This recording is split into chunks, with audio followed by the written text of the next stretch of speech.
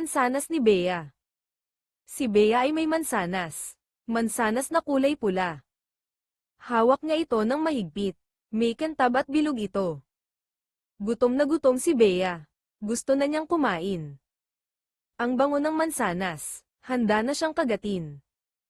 Ang sarap nito, bulong niya. Inaasahan niya ang matamis na lasa.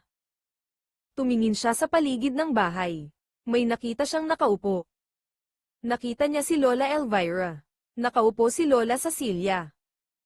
Si Lola ay tahimik lang. Tila nagpapahinga siya. Tila pagod si Lola Elvira. May sakit kaya siya? Tumingin ulit si Bea sa mansanas. Malaki pa rin ito. Kaya kung hatiin ang mansanas, hahatiin niya sa dalawa. Biglang sumaya ang mukha niya. Sasamahan niya si Lola. Dahan-daang lumapit si Bea. Hawak pa rin ang mansanas.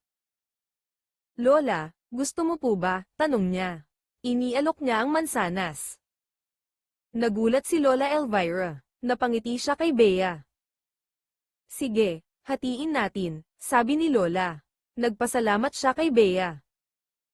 Hinati ni Bea ang mansanas. 2 pantay na hati. Kinain nila ang tigkalahati. Pareho silang masaya.